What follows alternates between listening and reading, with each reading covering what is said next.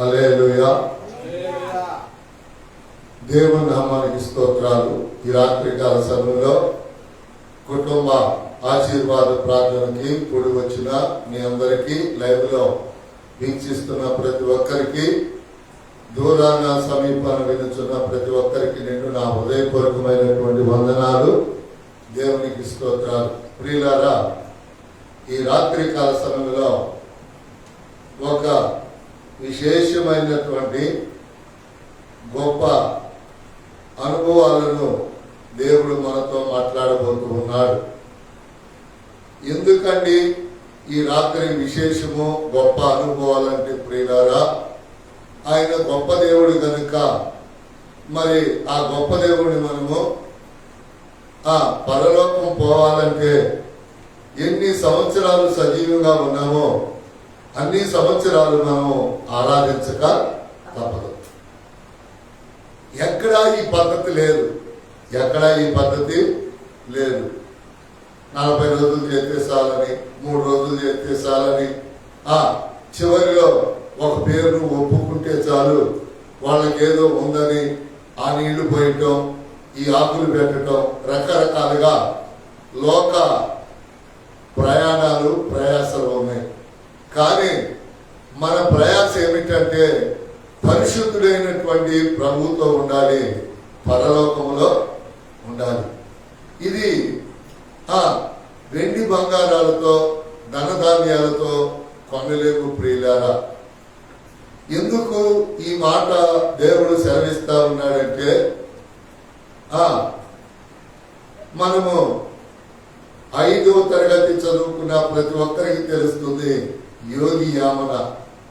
ఎవరండి ఆయన? యోగి యామన. ఆయన ఎలా యోగి అయ్యాడు, ఆయన ఎందుకు అంత వేమనయ్యాడంటే ప్రియులారా, ప్రతి తప్పుని కూడా ఆయన ఒప్పుకుంటూ వచ్చాడు. వెండిని, బంగారాన్ని, ధనాన్ని ఆయన వాటి వలన ప్రయోజనం లేదనుకొని తెలుసుకుంటూ, వాటి వలన ప్రయోజనం ఉందన్న మనుషులకి వెలుగు మార్గాన్ని చూపిస్తా నడిచినటువంటి వ్యక్తే యోగి యామన. ఏం చేశాడండి? డబ్బులోనే ఉంది, బంగారంలోనే ఉంది, ఉద్యోగంలోనే ఉంది అంతా అనుకున్న వాళ్ళకి ఆ ఉద్యోగంలో నెమ్మది లేక ఆయన దగ్గరికి వెళతాం, ఆ బంగారంలో నెమ్మది లేక ఆయన దగ్గరికి వెళతాం. వీటన్నిటిని బట్టి ఆయన మరింత ఆ యోగి తత్వంలో బలపడుతూ వచ్చాడు. అందుకని మరి ఆయన ఎవరి కొరకు ప్రాణము పెట్టలేదు, ఆయన ఎవరి కొరకు ప్రాణము పెట్టలేదు. ఆయన ఏం చేసేదయ్యా అంటే తనకు కలిగిన జ్ఞానమును ఇతరులకు పంచుతా వచ్చాడు. అందుకనే ఆయనను యోగి యామన అని అన్నారు. అర్థమైందా? మరి మనము పరలోకం వెళ్ళాలని పట్టుదల ఉంది, ఆకాంక్ష ఉంది. కానీ అనేక సార్లు మనము బలహీనం అవటానికి గల కారణాలు ఏమిటంటే లోకములో అపవాది యొక్క ఆలోచన. లోకంలో ఏం ఆలోచన అండి? ఈరోజు ప్రసంగం అదే, అపవాది యొక్క ఆలోచన. అపవాది. ఈ రాత్రి ప్రసంగం ఏమిటంటే అపవాది. ఈ అపవాది ఎప్పుడు కూడా ఎవరితో పోరాడిద్దయ్యా అంటే దేవుని బిడ్డలతోనే పోరాడింది. పాపం చేసే వాళ్ళతో, మోసం చేసే వాళ్ళతో, అబద్ధం ఆడే వాళ్ళతో దానికి పర్లేదు. ఎందుకని? దాని శక్తులు, దాని ముద్రలు కలిగి ఉన్నారు కనుక వాళ్ళ జోలికి పోదు, వాళ్ళని బాధ పెట్టదు, వాళ్ళని ఏమీ కూడా చేయదు. మరి ఎవరినండి అంటే ఎవరైతే యేసయ్య పరిశుద్ధతను కలిగి, మారు మనసు, బాప్తిసము, పరిశుద్ధాత్మ కలిగి వాక్యాన్ని జాగ్రత్తగా వింటూ, పాటలు పాడుకుంటూ, ప్రార్థన చేసుకుంటూ ప్రభువుని మహిమపరుస్తూ ఉన్నారో వాళ్ళ జోలికి మాత్రమే వచ్చింది, వాళ్ళ జోలికి మాత్రమే వచ్చింది. అందుకని వచ్చి ఏమి చేసిందయ్యా అంటే ప్రియులారా, దేవుడికి కావాల్సింది ఏమిటి? మన హృదయం. సాతానుకు కావాల్సింది ఏంటి? మన హృదయంలో ఉన్న వాక్యం. చాలా జాగ్రత్తగా రాత్రి దేవుడికి కావాల్సింది ఏంటి? మన హృదయం. సాతానుకు కావాల్సిందేంటి?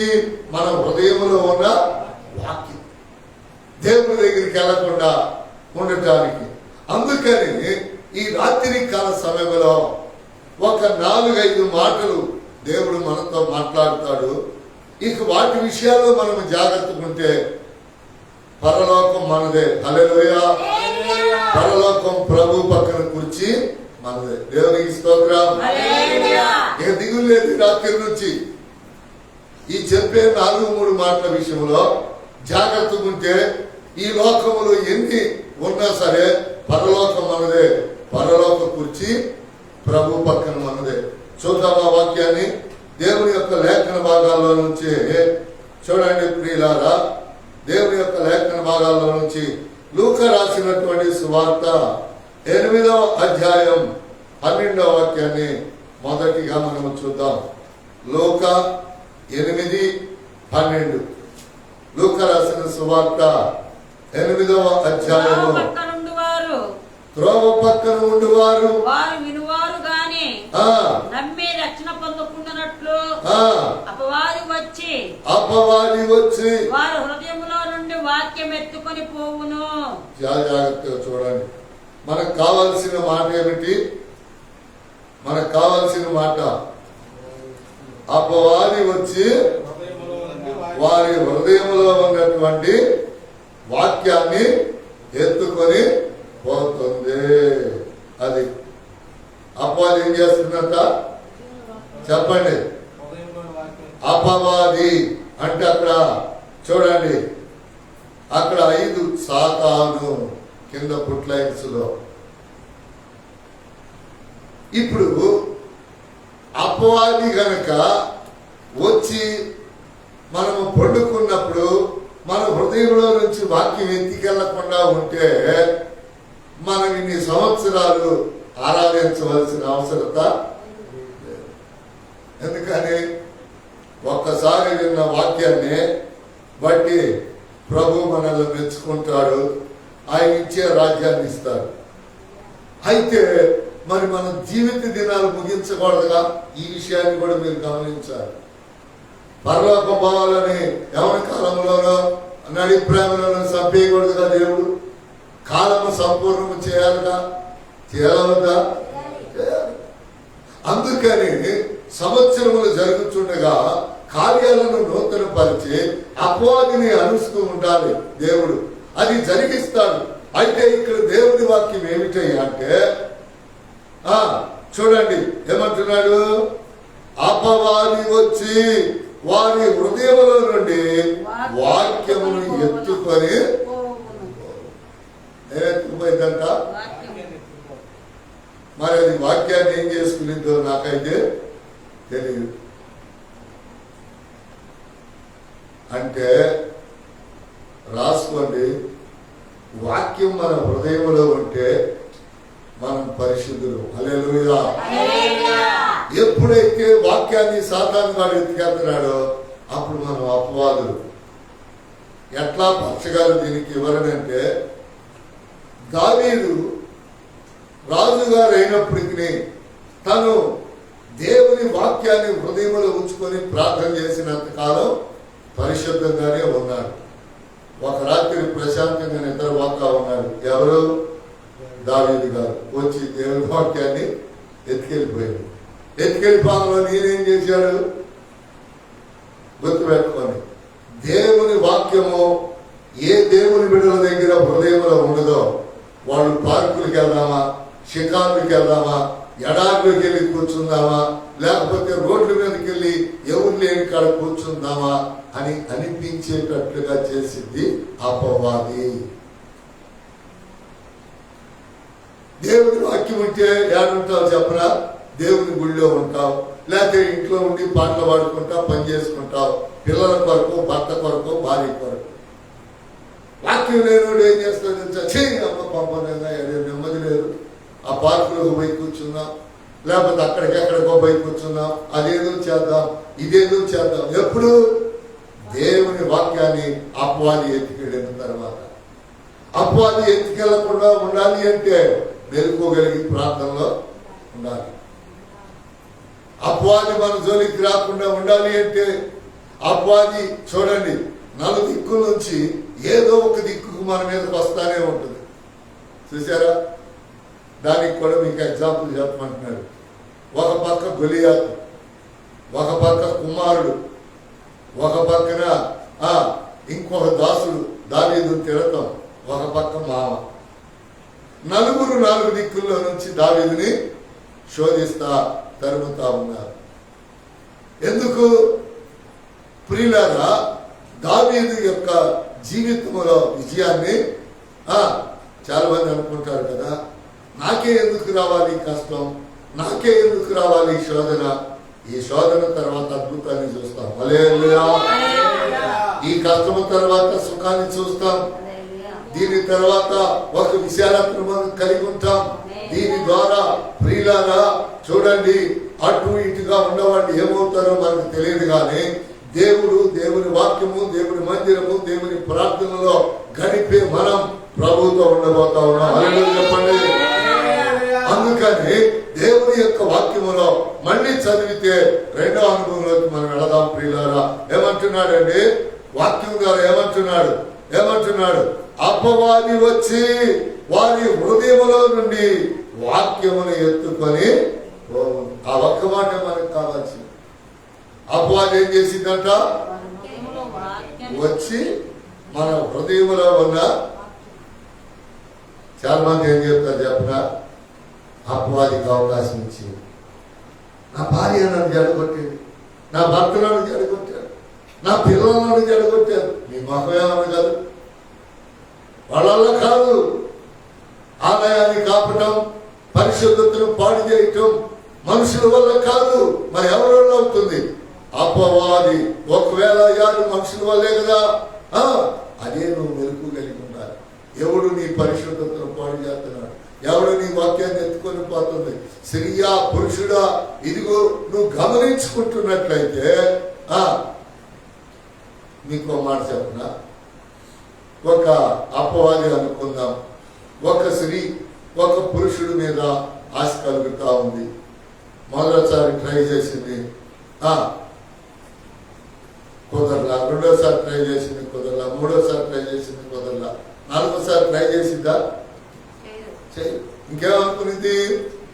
ఈడు నాకు జోడి అయిన వాడు కాదు, నా మాట వినని వదిలేసి. సాతాను కూడా అంతే. మనము గట్టిగా ఉన్నామనుకో, 1 సారి 2 సార్లు 3 సార్లు గుచ్చాలని ట్రై చేసింది. ఆ తర్వాత నువ్వు దేవుడు పోరా చెప్పి వదిలేసింది. మన పాపము తీసుకెళ్లి దేవుడికి చెప్పేది ఎవరు చెప్పండి? సైతానే. బైబిల్లో రాయబడింది సమయాల గ్రంథంలో. ఎవరిని బట్టి చెబుతుంది? దావీదుని బట్టి తీసుకెళ్ళి చెబుతుంది. సోడవయ్య ముద్దులు కొడుకన్నో ఏం చేశాడో, మంచి నాయకుడిని చంపించాడు, వాడి పిల్లల్ని ఉంచుకొని పిల్లలు కనబోతున్నాడు. ఏడని కొడుకు దేవుడికి తెలీదా? తెలుసు. లోక దృష్టిని ఉంచిన దేవుడు ఆయనకి తెలుసు.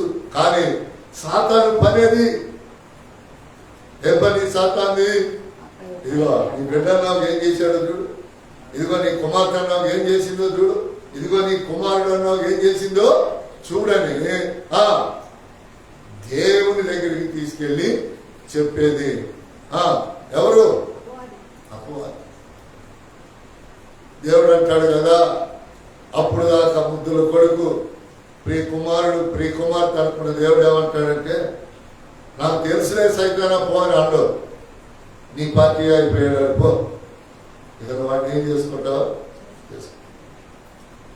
ఇక అప్పుడు ఉంటుందండి ఎక్కడ లేని కష్టాలు, ఎక్కడ లేని నష్టాలు, ఎక్కడ లేని శోధనలు, ఎక్కడ లేని అవమానాలు. జయించటమా? జయించలేక సూసైడ్ చేసుకొని మరణించటమా? ఈ రోజున మాచర్ నుండి వస్తా ఉంటే రైలు బండిలో ఒక భార్య భర్తలు చెప్తున్నారు, ఎందుకు రా అమ్మాయిని ప్రేమిస్తావు, ప్రేమ నీకు అవసరమా తల్లిదండ్రులు అన్నారని గడ్డి ముందు తెచ్చుకొని తాగేటట్టు ఇవ్వాలి, 7 రోజులు అంటున్నారు.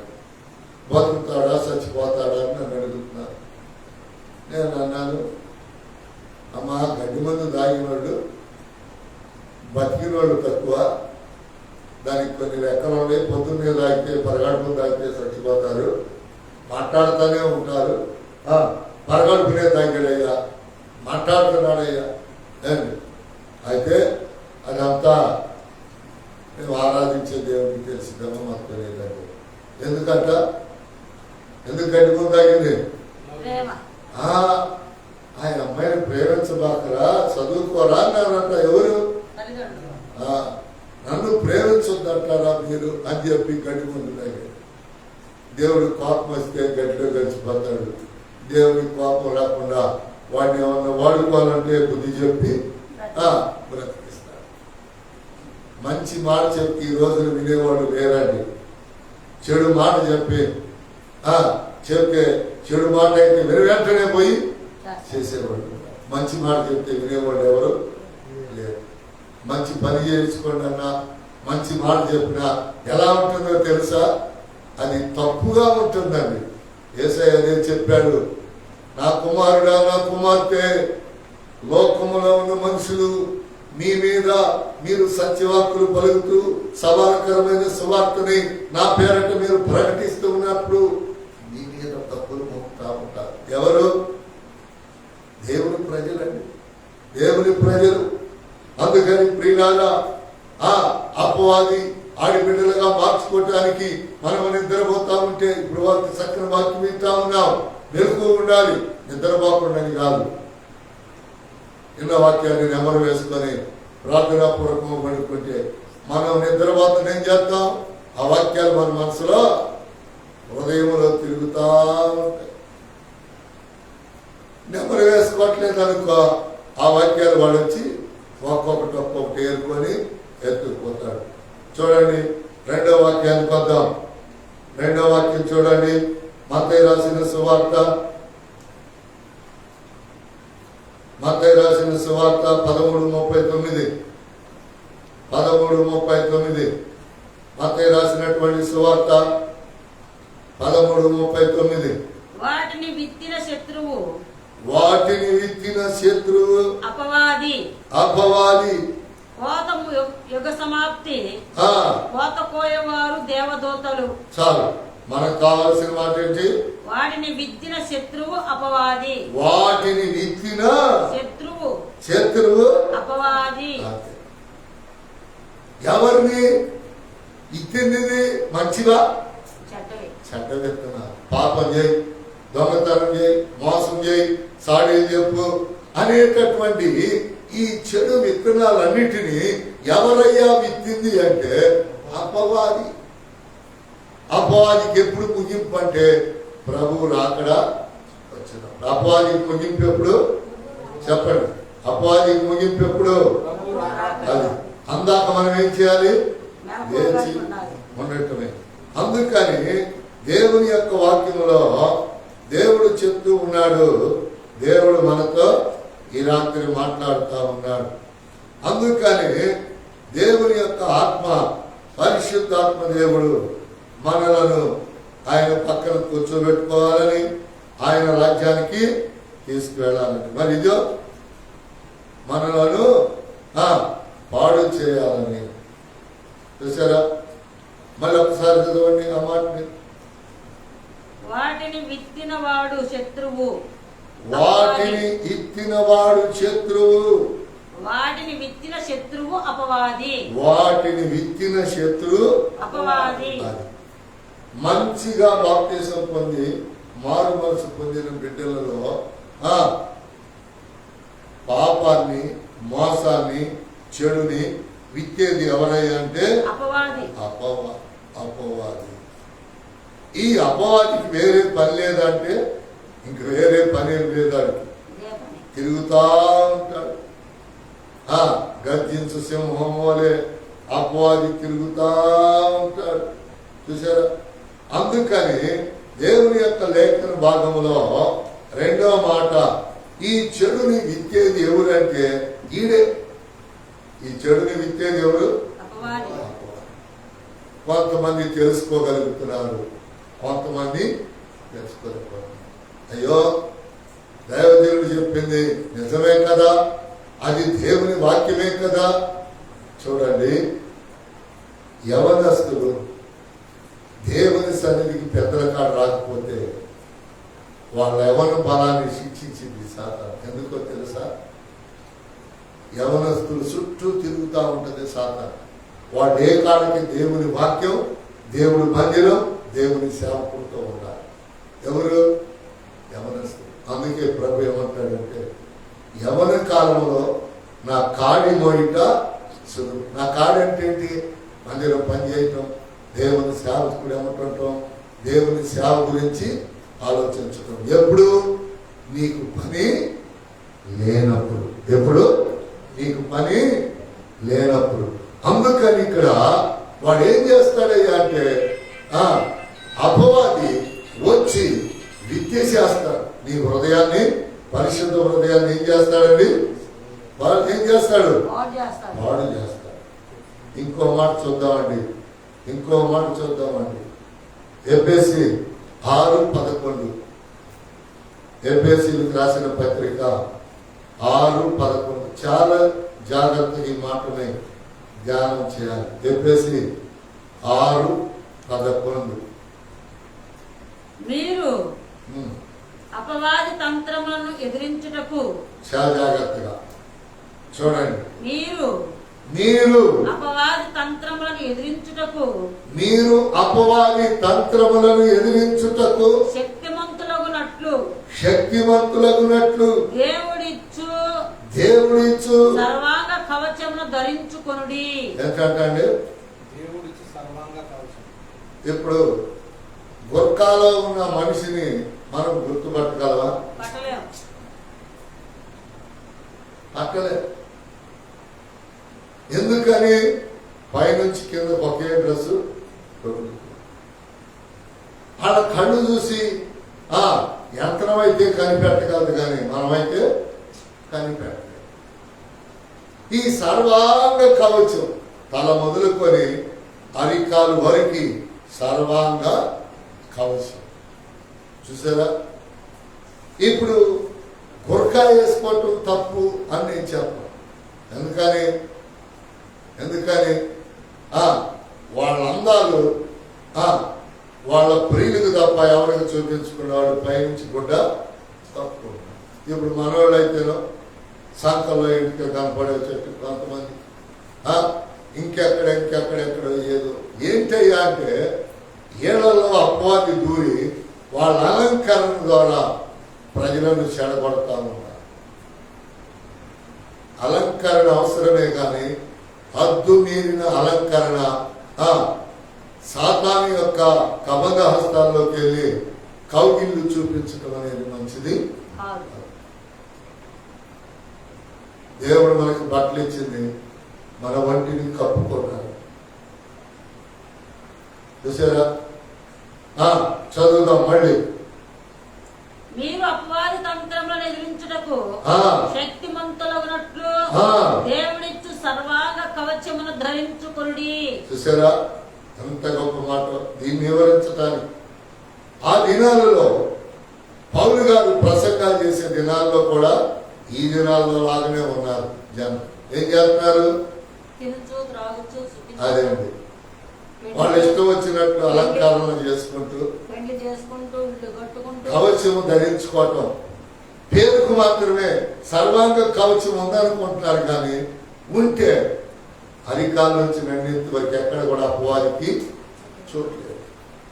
సర్వాంగ కవచం, సర్వ ప్లస్ అంగ కవచం, సర్వాంగ కవచం అంటే అరికాలు మొదలుకొని నడినెత్తి వరకు కప్పుకునేదే సర్వాంగ కవచం. అర్థమైందా? ఆ కవచము ఎవరి దగ్గర ఉండిందో వాళ్ళని జాగ్రత్తగా వారి శరీరాన్ని జాగ్రత్త చేసుకుంటారు. రెండవదిగా ఇతరులకు కూడా చెడు ప్రేరేపణ లేకుండా వారు నడుస్తారు. అర్థమైందా? అందుకని ఈ రాత్రి కాల సమయంలో ఎఫెసీ పత్రికలో పౌలయ్య చెప్తూ ఉన్నాడు ఎఫెసీ సంఘానికి, ఓ ఎఫెసీలో ఉన్న సంఘమా, సర్వాంగ కవచములు ధరించారా? చూడండి ఏమంటున్నాడు, మీరు అపవాది తంత్రములను ఎదిరించుటకు. అపవాదికి ఏముందంట? తంత్రాలు, తంత్రాలు, మంత్రాలు, యంత్రాలు. మనకంటే వాడు దానికి ప్లాన్ ఎక్కువ. దేవుడు ఒక బొమ్మలో కూడా వచ్చి ఆదామ వాళ్ళతో మాట్లాడుతుంటే వాడు వాడికి వచ్చాడు. సహితంగా బొమ్మలు అవసరం, సాధారణంగా వెనక్కి వచ్చాడు. మరి ఒక బొమ్మని వాడికి వచ్చాడు, వాడి మీద పాక్కుంటా వచ్చాడు. చూసారా? చూసారండి? అందుకని మంచివాడు ఏం చేస్తాడు? ఎప్పుడు దొంగవాడు ఏం చేస్తాడండి? గోడలు దూక్కుంటూ, పాపాలు చేసేవాడు, మోసాలు చేసేవాడు గోడలు దూక్కుంటూ శివరాత్రికి వాళ్ళ నాశనాన్ని వాళ్ళే తెచ్చుకుంటారు. ఇక్కడ రాయబడిన మాట ఏమిటాయి అంటే, దేవుని యొక్క వాక్యం చెప్తా ఉంది, మీరు సర్వాంగ కవచం. ఇంకా మాట్లాడుతున్నాడు కదా, చూడండి చూడండి అక్కడ అంటున్నాడు 11లో, అపవాది తంత్రములను ఎదిరించుటకు. మన దగ్గర ఏముందంట? అదేమిటి? ప్రార్థన, పాటలు, వాక్యం. పాటల, ప్రార్థన. మీకు సాధారణ ఆలోచన వచ్చిందా తప్పు చేయాలని? మీరేమో స్తోత్రం చెల్లింతుము, శుద్ధి స్తోత్రం చెల్లించున్నారనుకో, వాడు అనుకుంటాడు ఇప్పుడు దాకా నన్ను పిలిచింది అనుకున్నాను, ఇప్పుడు ఆయన పిలుస్తుంది, ఇక నాకు అవకాశం లేదు, పారిపోతాడు. చూసారా? వాడు ఏం చేస్తాడు? పారిపోతాడు. చూడండి, అపవాది తంత్రములు ఎదిరించుటకు శక్తి కలిగినట్లుగా దేవుడు ఇచ్చేటటువంటి గొర్కాలాలు అరికాల నుంచి నడినెత్తి వరకు సర్వాంగ కవచమును మనము ఇంకా కిందకి ఏలయనగా మనము పోరాడినది శరీరులతో కాదు అని ప్రధానులతోనూ అధికారులతోనూ ప్రస్తుత అధికార సంబంధులకు రాజులతోనూ ఆకాశమందున దురాత్మ సమూహములతోనూ పోరాడుచున్నాం. ఎవరెవరు చూడండి. ఒక్కొక్క అధికారి ఏమంటాడంటే లంచం ఇస్తేనే పనిచేస్తానంటాడు. అధికారులతో పోరాడుతాం. నువ్వు లంచం ఇచ్చావనుకో, ఆ అధికారి ఎక్కడికి వెళ్తాడో మనకి తెలియదు, కానీ లంచం ఇచ్చిన మనం నడతానికి వెళ్ళిపోవాలి. చూసారా? అట్లయిన్ చేసుకోండి, మీరు చేసుకోండి. అట్లయిన్ ఏలైనగా మనము పోరాడునది శరీరులతో. రెండేసింది. ఎవరు శరీరం అంటే చూడండి, రక్త మాంసములతో. శరీరులు అంటే ఎవరు? రక్తం మాంసంతో కాదు మనం పోరాడుతుంది, కాదు. కానీ ప్రధానులతోనూ అధికారులతోనూ ప్రస్తుత అంధకార సంబంధులకు లోకనాథులతోనూ ఆకాశమందున దురాత్మ సమూహములతోనూ పోరాడుచున్న అధికారులు. అందుకనే ఏళ్ల కోసం రోజు ప్రార్థన చేయాలి. నాయకుల కోసం, అధికారుల కోసం. ఎవరు చేయాలి? లోకములో ఉన్న పరిశుద్ధులందరూ, పాస్టర్లందరూ రాజుల కొరకు, అధికారుల కొరకు, మంత్రుల కొరకు, ప్రధానుల కొరకు, మనల్ని పరిపాలించే ఉద్యోగస్తులు, అటెండర్ మొదలుకొని ఐఏఎస్ ఆఫీసర్ కొరకు ప్రార్థన చేయాలి. ప్రార్థన అంటే నాకు పోవాలయ్యా, పిల్లవాడికి ఉద్యోగం రావాలి, ఈ ప్రార్థన కాదు. ఇప్పుడు నీకు ఒక అవసరం వచ్చింది, నీకు ఉద్యోగం కావాలి. నీకేం కావాలి? ఉద్యోగం కావాలి. అధికారి దగ్గరికి అయ్యా ఉద్యోగాలు పడ్డాయి అంటారు, క్యారియర్ పట్టరా అన్నావు అనుకో, నువ్వేం చేయాలి? ప్రార్థన చేయాలి. 50,000 తీసుకెళ్ళి ఇచ్చి ఉద్యోగం సంపాదించడం చూసారా? నాకు తెలిసి విజయవాడలో ఒక అతను బాగా వాళ్ళ నాన్న ఉద్యోగం, వాళ్ళ తాత ఉద్యోగం, రైల్వే ఉద్యోగం వాళ్ళ మనవడికి వచ్చేటట్టుగా చూశారు. ఏం పెట్టి? లంచం పెట్టి. వాడు 5 సంవత్సరాలు కూడా చేయనా ఉద్యోగం, తాగి ఆడబడితే వండుకొని ఉద్యోగం. నన్ను అంటారు కదా, అనాను ప్రార్థన చేస్తే అడిగి ఉద్యోగం వచ్చిందన్న. ఎందుకండి వాళ్ళ పెళ్లిలో ఉన్నప్పుడు ప్రార్థన చేశారు, వాళ్ళ తల్లి చనిపోయినప్పుడు ప్రార్థన చేశా, పెళ్లిళ్ళై పిల్లలు పుట్టడానికి ప్రార్థన చేశా, వాడికి ఉద్యోగం రావడానికి ప్రార్థన చేశా. ఒకరోజు టీవీలా, ఒకరోజు ప్రార్థన పెట్టుకుని పిల్లవలా, ఏమీ చేయడా. మళ్ళీ ఇప్పుడు అవసరం వచ్చింది, ఇప్పుడు ఏం చేస్తున్నారు, మళ్ళీ అన్నాను ప్రార్థన చేస్తాను ఉద్యోగం వచ్చింది అన్నాను. ఒకసారిగా మళ్ళీ ఉపచారం కొడియాలు బాగా వేసి పెడతాం. ఉపచారం అంటే ఇష్టం, కానీ నాకు వెళ్ళటానికి నేను ప్రార్థనలో కూర్చున్నప్పుడు వార్తల గురించి ప్రార్థన చేయడానికి కూడా దేవుడు ప్రేరేపించట్లా. గుర్తుపెట్టుకోండి, అవసరం లేని వాళ్ళు కొన్నిసార్లు ప్రేరేపిస్తారు, అవసరం ఉన్న వాళ్ళు కొన్నిసార్లు ప్రేరేపించరే. చూసారా? అందుకని విశ్వాసులు, సేవకులు అందరూ కూడా లోకనాథుల కొరకు, అధికారుల కొరకు, మనల్ని పరిపాలించే ఉద్యోగస్తుల కొరకు అప్పుడప్పుడా ప్రతిరోజు మనకు ఉద్యోగస్తులకు అవసరం ఉంది. ప్రతిరోజు మనల్ని పరిపాలించే ఓట్లేసేవే వాళ్ళతో మనకి పని ఉంటుంది. చూసారా? అందుకని దేవుని యొక్క వాక్యం ప్రకారం అపొస్తలుడైన పౌలు గారు చెప్తున్నాడు, మీ పోరాటం జాగ్రత్త, మీ పోరాటం ఎలా ఉంటుంది, మీ పోరాటంలో మీకు సర్వాంగ కవచం. చూసారా? అది కాలం నుంచి నడెత్తి మొదలుకొని మీకు కవచం ఇచ్చా. దాని పాటలు, ప్రార్థన, వాక్యం. అందుకని మీరు ప్రధానులతోనూ అంధకారులతోనూ ప్రస్తుత అంధకార సంబంధులతోనూ లోకనాథులతోనూ ఆకాశమందున దురాత్మ సమూహములతోనూ మీరు పోరాడుచున్నారు. ఇంకా అంటాడు కదా, అందుచేతన మీరు ఆపత్తిన మందు వారిని ఎదిరించుటకు సమస్తము నెరవేర్చిన వారై నిలువబడుటకును శక్తిమంతులగునట్లు దేవునిచ్చు సర్వాంగ కవచమును ధరించుకొనుడి. దేవుని ధరించుకొనుడి. దేవుడిచ్చు సర్వాంగ కవచమును ధరించుకొనుడి.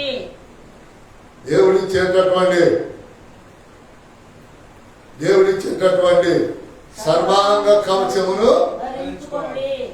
ఏం చేయాలంట? ఏం చేయాలంట? ధరించుకోవాలి. ఏం చేయాలంట? మనం ధరించుకోవాలి.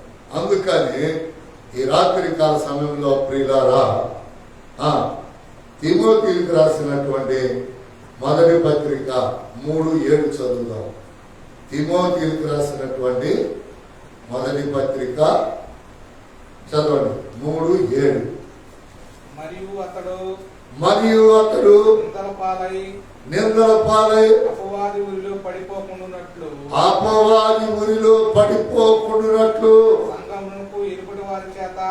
సంఘమునకు ఎరుపడి వారి చేత సాక్ష్యం పొందిన వాడై ఉండవలెను. ఏంటంటే ఎవరితో? మళ్ళీ చదువు.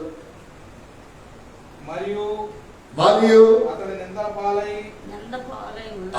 నింద పాలై అపవాది ఊరిలో పడిపోకుండాన్నట్లు సంఘమునకు ఎరుపడి వారి చేత మంచి సాక్ష్యం పొందిన వాడై ఉండవలెను. అదే సంఘములు, మన సంఘములు ఎట్టు చెప్తారు మంచోడని. సంఘానికి ఎవరు చెప్పాలంట? అంటే మన ప్రార్థనకు రానివాళ్ళు చెప్పాలి.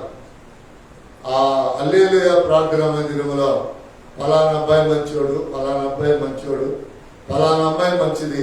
ఎందుకని? వాళ్ళకి తెలిస్తే మీరేం చేసేది చీకటి కార్యాలు, అబద్ధాలు, మోసాలు, ఇవన్నీ వాళ్ళకి తెలుస్తాయి. వాళ్ళ దృష్టిలో మీరు మంచి సాక్ష్యం లేదనుకో, వాళ్ళు అంటారు కదా, ఆ పాట పాడే అబ్బాయా, ఆ ప్రార్థన చేసేదా, వాళ్ళు బయటకు వస్తే చాలు ఆ భాష గారి దగ్గర అన్నట్టు ఉండేది.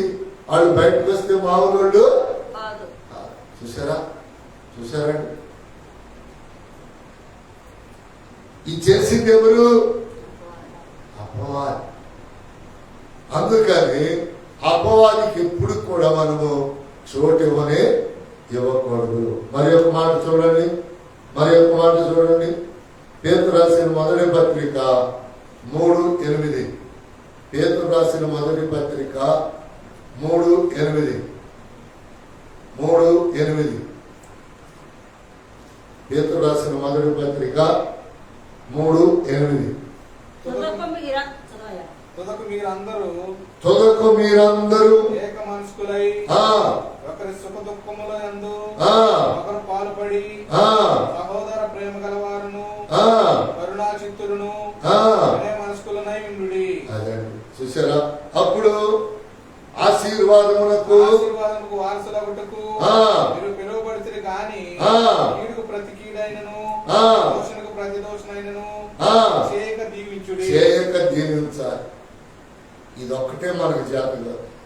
ఎవడైనా మనల్ని ఏమైనా చేశాడనుకో, వాడు అట్టావాలి ఎట్టావాలంటాం. అట్లా కాకుండా వాడు దీవించాలని మనం చెప్పకపోయినా వాడిని బట్టి స్తోత్రం అంటే చాలు. వాడిని బట్టి స్తోత్రం అంటే చాలు. మరొకసారి చదిపోయా. తుదకు మీరందరూ ఏమన్నట అంటే సంఘముతో ఉన్నంత కాలం అపవాది నిన్నేమి నువ్వు నిద్రపోతున్నావు అనుకో, ఇంకొకళ్ళు ప్రార్థన చేస్తా ఉంటారు. ఒకే గిన్నె, ఒకే పాత్ర, ఏక మనస్కులై. ఇప్పుడు సంఘంలో ఒక మనిషి 2 వారాలు రాలేదనుకో, మిగతా వాళ్ళు ఏం చేస్తున్నారు? అయ్యా పెట్టలు ఎందుకు రావట్లేదు, మరి ఒక వారం రప్పించారు. 3 వారాల తర్వాత ఏం చేస్తారు? రాని వాళ్ళని బట్టి మీకు వందనాలయ్యా, వచ్చిన వాళ్ళని బట్టి స్తోత్రాలు. ఇక దేవుడికి అప్పగించేశారు. చదివారు, కిందకు చదువు. ఏమంటున్నాడు? ఒకరి సుఖ దుఃఖములందు ఒకరు పాల్పడి సహోదర ప్రేమ గలవారును ఎవరంటే కరుణాచిత్తులను విధేయత కలిగిన వారైండుడి. ఆశీర్వాదములకు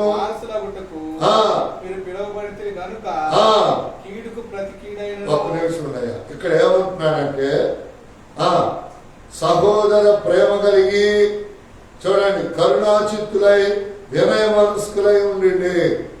ఆ 3 కలిసి సంగముగా, ఐక్యతగా, సావాసంగా మనం ఉంటా ఉంటే ఆశీర్వాదం దీవెన వచ్చేస్తా ఉంటుంది. అంటలైన్ చేసుకోండి. మనం అట్లా రావాలి, ఇట్లా రావాలి అంటే రాదు. మరి ఎట్లా వచ్చింది? ఐక్యత, ఏక మనస్తత్వం, ఏకాలోచన. అందరిది సంఘంలోకి వస్తేనే ఏకాలోచన. ఇప్పుడు ఒక మాట చెప్తున్నా, లైవ్ లో వినేవారు కానీ ఎవరి దగ్గర ఉన్నారు కానీ మీ ఆలోచన ఎలా ఉంటుందో ఎవరికి తెలుసు?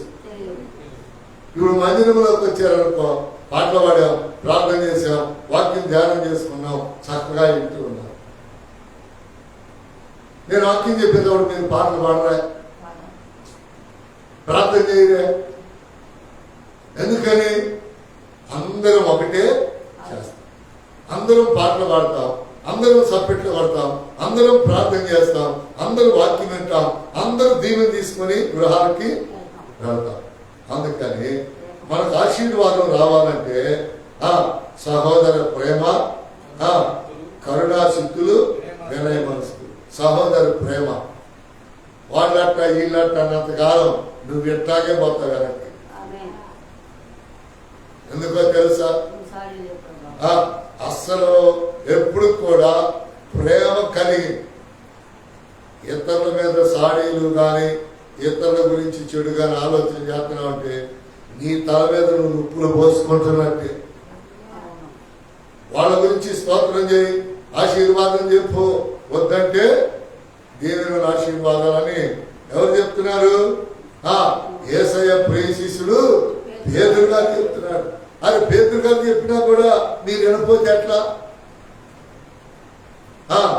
అందుకని దేవుని యొక్క వాక్యంలో చాలా స్పష్టంగా అక్కడ రాస్తున్న మాట ఏంటంటే ఆశీర్వాదములకు వారసులకు మీరు పిలువబడ్డారు. కీడుకు కానీ నాశనానికి కానీ మనం పిలువబడ్డాం. దీవెనకి, ఆశీర్వాదానికి వారసులు అవడానికి మాత్రమే దేవుడితో, దేవుని సన్నిధితో, దేవుని దాసులతో పిలువబడ్డాను. హల్లెలూయా. పిలుపుని కాపాడుకుంటూ ఉండాలి. ప్రియులారా, చూడండి, చివరిగా 1 యోహాను 3:8 చదివితే ప్రార్థన చేసుకుందాం. 1 యోహాను 3:8. యోహాను రాసిన మొదటి పత్రిక 3:8 చదివితే ప్రార్థన చేసుకుందాం. అపవాది మొదటి నుండి పాపము చేయుచున్నాడు గనుక అపవాది మొదటి నుండి పాపము చేయుచున్నాడు గనుక పాపము చేయవాడు అపవాది సంబంధి. అంతేనండి, తిరుగులేదు. ఏంటంట? పాపము చేయవాడు అపవాది సంబంధి. అపవాది ఏం చేస్తున్నాడంట? మొదట పాపం చేయుచున్నాడు గనుక. మొదట ఎక్కడి నుంచి? ఆది కారణం అవ్వమ్మ దగ్గర నుంచి ఆడు పాపం చేస్తానే అబ్బాయి అబ్రహాం దగ్గర, యోబు దగ్గర, యేసయ్య దగ్గర ప్రారంభం నుంచి ఆడు ఇప్పుడు వరకు కూడా ఏం చేస్తున్నాడు? పాపం చేయుచున్నాడు గనుక. నీ ద్వారా నా ద్వారా కూడా పాపాలు చేయించేది వాడే. మళ్ళీ ఒకసారి చదివా. అపవాది మొదటి నుండి పాపం చేయుచున్నాడు గనుక పాపము చేయవాడు అపవాది సంబంధి. అది అబద్ధమైన, మోసమైన, పాపమైన, దొంగతనమైన వాడు చేస్తున్నాడంటే వాడు దేవుని సంబంధి కానే కాదు. కిందకి చదివితే ఏముందో చూడు. కిందకి అపవాది యొక్క క్రియలను లయపరచుటకై దేవుని కుమారుడు ప్రత్యక్షమాయెను. అదండి సంగతి. దేవుని కుమారుడు వచ్చినందుకు మన పాపాలను క్షమించి పరిశుద్ధులుగా చేయటానికి వచ్చాడు. మళ్ళీ ఏం చేస్తుంది ఇది? మళ్ళీ పాపాలను మనకి అంటగలుగుతాం. మళ్ళీ మొదటి నుంచి చదివా.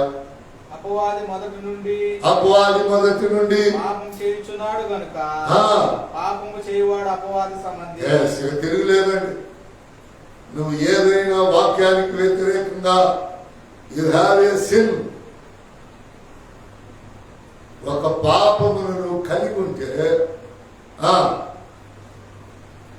నువ్వెవరు అంట? అపవాది, సాతానుడి. ఇంకేమంటున్నాడయ్యా? దేవుని అపవాది యొక్క క్రియలను లయపరచుటకే దేవుని కుమారుడు ప్రత్యక్షమాయెను. దేవుని మూలంగా పుట్టిన వానిలో ఆయన బీజం నిలుచును కనుక వాడు పాపము చేయుడు. ఏ బీజం అంటాడు? ఏ బీజం? వాక్యం అనే బీజం. ఇందాక చెప్పానే, వాక్యం అనే విత్తనం. వాక్యం అనే, మళ్ళీ మీరు ప్రారంభ వాక్యానికి వెళ్తే వాక్యం అనే బీజం అంటే ఏంది? విత్తనం. ఎవడిలో విత్తనం ఉండునో వాడు పాపము చేయగలడు. అందుకని ఏమిటి ఈ బీజము, విత్తము అంటే దేవుని వాక్యము. కనుక అతి వాక్యముతో ప్రభు మనలను పరిశుద్ధపరిచి కుటుంబాలను దీనులతో ఆశీర్వాదములతో నింపి ఇది మొదలుకొని అపవాదిని శీఘ్రముగా మనకు దూరపరచునుగాక. తండ్రి రాత్రి వాక్యానుసారంగా మనల్ని నడిపించునుగాక. ఈ రాత్రి సుఖమైన నిద్ర సుఖాన్ని మెలుకొని ఇచ్చునుగాక. ప్రార్థన చేసుకుందాం.